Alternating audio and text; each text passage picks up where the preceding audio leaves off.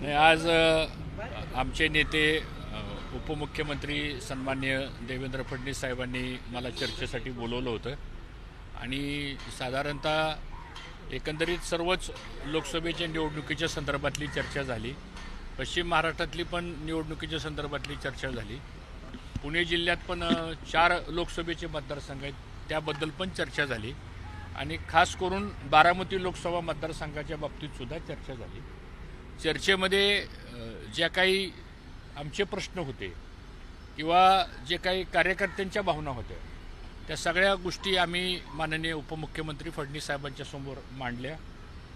मधल्या काळामध्ये केंद्रीय गृहमंत्री अमित शाह साहेबांशी पण ह्या प्रश्नावरती चर्चा आमची झालेली आहे आणि एक गोष्ट निश्चित आहे की देशाचे पंतप्रधानपदी पुन्हा तिसऱ्यांदा माननीय नरेंद्र मोदी साहेबांना बसवणं ही भारतीय जनता अमृत नोनी आर्थो प्लस, ये एक प्रूवन फॉर्मूला है। इसमें मौजूद नोनी फल के गुण और आयुर्वेदिक जड़ी बूटियां शरीर को जरूरी पोषक तत्व देने के साथ साथ हड्डियों और जोड़ों के घिसने, उनमें होने वाले सूजन और दर्द को रोकने में मदद करता है। दर्द मुक्त जीवन के लिए अमृत नोनी आर्थो प्लस। पक्ष म्हणून आणि महायुती म्हणून आपल्या सर्वांचंच कर्तव्य आहे, त्याबद्दल आमच्या कोणाच्याही मनामध्ये शंका नाही आहे. मात्र जे काही स्थानिक स्तरावरचे जे प्रश्न आहेत त्या प्रश्नामुळं जे काही विषय पुढे आलेले आहेत त्या विषयाच्या संदर्भात चर्चा झाली आणि आम्हाला फडणवीस साहेबांनी आणि केंद्रीय गृहमंत्री अमित साहेबांनी पूर्णपणे आश्वासित केलेलं आहे की ह्या सगळ्या प्रश्नांची दखल घेऊन योग्य तो मार्ग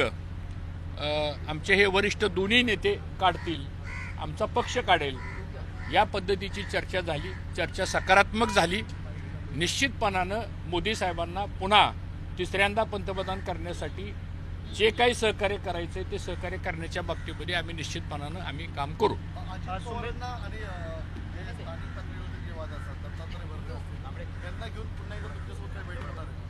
नाही, आज पहिली बैठक झाली. याच्यानंतर आमचे जे प्रमुख कार्यकर्ते आहेत त्या प्रमुख कार्यकर्त्यांच्या बरोबर सुद्धा बैठक होणार आहे आणि त्याबरोबर आम्ही ही पण भूमिका मांडली की उपमुख्यमंत्री अजित पवारांच्या बरोबर पण चर्चा होणं गरजेची आहे आणि जे काही विषय आहेत शेवटी या सगळ्या महायुतीमध्ये प्रत्येकाच्या ज्या भूमिका आहेत त्या भूमिकेच्या संदर्भामध्ये बैठक होणं गरजेचं आहे आणि ती बैठक घ्यायचं आणि कार्यकर्त्याच्या समेत बैठक घ्यायचं हे माननीय देवेंद्र फडणवीस साहेबांनी मान्य केलेलं आहे. नाही, नाराजी माझी महायुतीच्या बाबतीत माझी नाराजी नव्हती, नाराजीचा विषय नाही.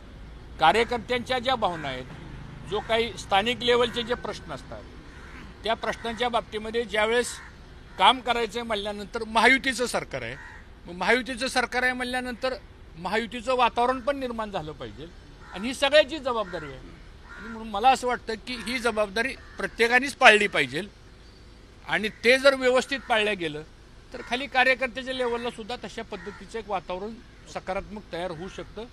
ही सगळी चर्चा आज इथं झालेली आहे. अंकिताजी, तुम्ही पत्रकार परिषद घेतली होती आणि तुम्ही ह्याला खरं तर विरोध करण्यात आलेला होता. आता नेमकी काय भूमिका झालेली आहे? आता जसं साहेबांनी स्पष्ट केलं की चर्चा सकारात्मक झालेली आहे आणि आता आपल्याला या लोकसभेच्या माध्यमातून नरेंद्र मोदी साहेबांना आपल्याला परत एकदा तिसऱ्यांदा पंतप्रधान करायचं आहे आणि बाकीचं सगळं स्पष्टीकरण साहेबांनी ऑलरेडी दिलेलं आहे. स्थानिक पातळीवरचा वाद जो आहे तो सुद्धा तुम्ही एका भाषणामध्ये बोलून टाकला. तुम्ही पत्रकार परिषद घेऊन भूमिका मांडली होती. नाही, आम्ही आमची भूमिका आहे, आम्ही आमच्या कार्यकर्त्यांची भूमिका आहे, कार्यकर्त्यांचं म्हणणं जे आहे ते आज आम्ही साहेबांसमोर मांडलेलं आहे आणि निश्चित पद्धतीने सकारात्मक पद्धतीची चर्चा आणि सकारात्मक पद्धतीचं आश्वासन हे आम्हाला देण्यात आलेलं आहे. सर, काही दिवसापूर्वी तुम्ही पत्र सुद्धा जे आहे ते उपमुख्यमंत्र्यांना पाठवलं होतं आणि ज्या पद्धतीने धमकी येत होते असंही तुम्ही म्हटलं होतं.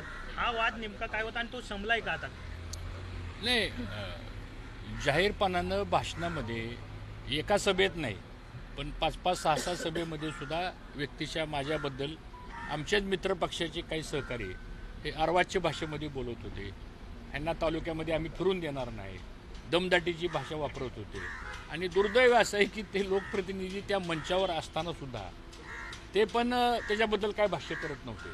आता महायुतीचा धर्म पाळायचा आहे म्हणल्यानंतर सगळ्यांनीच ह्या गोष्टी पाळल्या पाहिजे. हे काय फक्त एकाच पक्षाने पाळण्याची आवश्यकता नाही. शेवटी माननीय पंतप्रधानपदी मोदी साहेबांना जर आपल्याला बसवायचं तिथं तिसऱ्यांदा आपल्याला त्यांची त्या ठिकाणी निवड करायची म्हणल्यानंतर ही जबाबदारी सगळ्याच महायुतीमधल्या पक्षाच्या कार्यकर्त्याची पण आहे आणि विशेष करून पदाधिकाऱ्यांची पण आहे. मला असं वाटतं ह्या सगळ्या गोष्टीवर चर्चा झालेली आहे. आता पुन्हा दुसरी एक बैठक होईल, त्या बैठकीमध्ये पुढची चर्चा होईल. सुतारे देखील विरोधात आहेत. अजित पवारांच्या विरोधात प्रचार आज देखील करतात. त्यांच्याशी कधी चर्चा होणार आणि त्यांची नाराजी कधी दूर होणार? उमेदवाराची माहिती आहे ती धोक्यात येणार असं दिसतंय चित्र. नाही, शिवतारेंच्या संदर्भामधली चर्चा काय आमच्या आजच्या ह्या बैठकीमध्ये झालेली नाही आणि मला असं वाटतं शिवतारे साहेबांचा माझा काही ह्या बाबतीमध्ये संपर्क झालेला नाही.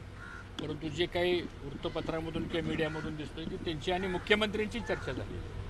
त्यामुळं आजची बैठक ही साधारणतः ह्या संदर्भातली झालेली आहे आणि पुन्हा दुसरी बैठक होणारच आहे.